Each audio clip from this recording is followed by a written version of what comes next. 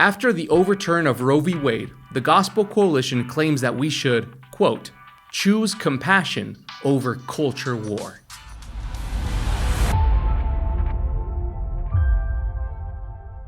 Welcome to Zoom, where we zoom in on different topics or ideas to address them biblically. On June 24th, 2022, the Supreme Court overturned Roe v. Wade, putting an end to treating abortion as a right in the United States. This obviously has sparked up controversy all over the country. Christians who uphold the law of God, who uphold the human dignity and value derived from being made in God's image, are rejoicing in the fact that justice and righteousness are being served on their platter at the table of God.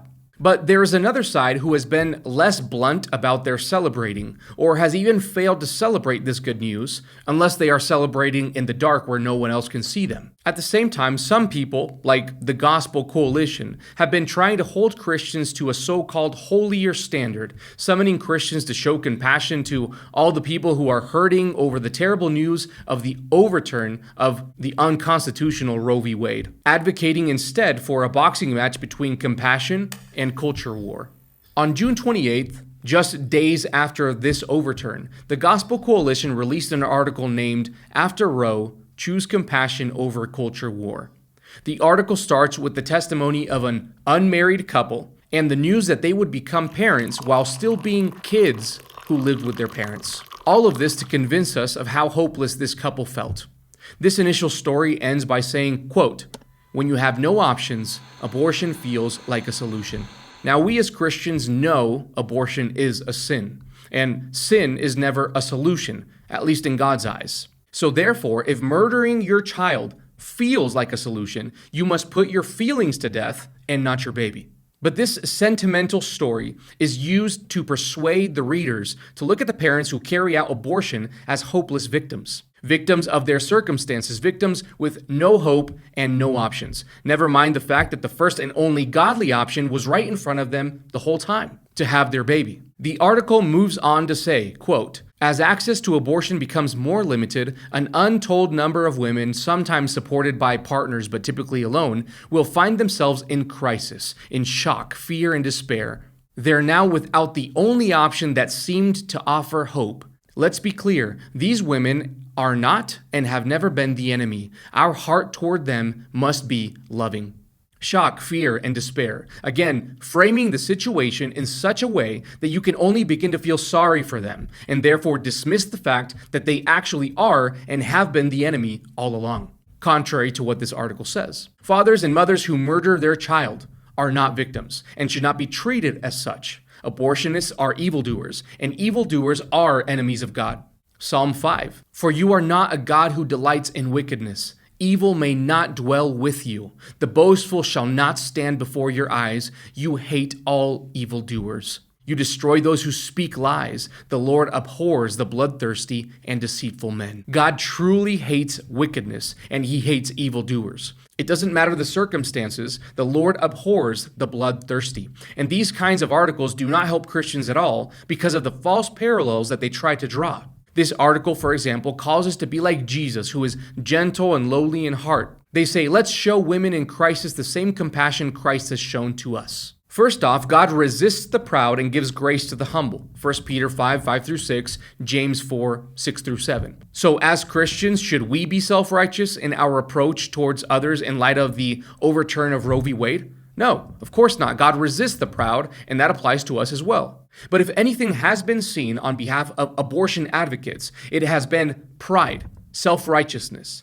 The abortion fight is a selfish, prideful, self-righteous fight against God Almighty. It is, as Psalm 2 puts it, the nations raging and plotting in vain, the kings of the earth taking counsel together against the Lord and against his anointed, saying, "Let us burst their bonds apart and cast away their cords from us." Quick question.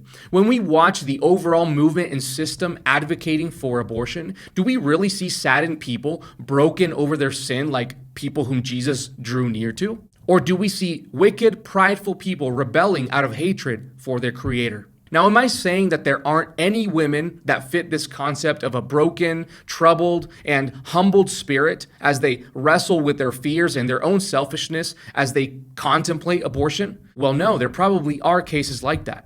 But believe me, at least the Christians I know, the Christians I have seen and heard celebrate the overturn of Roe v. Wade, have not been celebrating the brokenness of individual women who happen to be the exceptions. The truth of the matter is that the issue being celebrated today is not an individualistic matter. It is the tearing down of a sinful and wicked corporate system that has brought massive destruction on an entire nation. So to look at the whole and try to force people into withdrawing from this celebration, all in the name of specific individuals, is entirely selfish, self-centered, and actually antithetical to the gospel, which happens to be the gospel of a kingdom. Christ is king, and God the Father said to him, "Ask of me, and I will make the nations your heritage, and the ends of the earth your possession. You shall break them with a rod of iron, and dash them in pieces like a potter's vessel." Christ is a compassionate king, for sure. A king full of goodness, but also severity. He is and will continue to make all of his enemies his footstool. How about we stop pretending to be holier than God and instead learn to laugh with him who sits in the heavens and speaks to the kings of this world in his wrath, saying, "Now therefore, O kings, be wise, be warned, O rulers of the earth, serve the Lord with fear and rejoice with trembling. Kiss the Son, lest he be angry and you perish in the way, for his wrath is quickly kindled. Blessed are all who take refuge in him." As Christ chooses to show compassion to those who bow down to him and take refuge in him, while simultaneously chooses to make war on the culture of this world, how should Christians respond? Well, if we zoom in on this subject biblically, we are to respond as God will after he has done overturning all wickedness, all injustice, and all sinful deceit in this world with a banquet. And blessed are those who hunger and thirst for righteousness, for they shall be satisfied.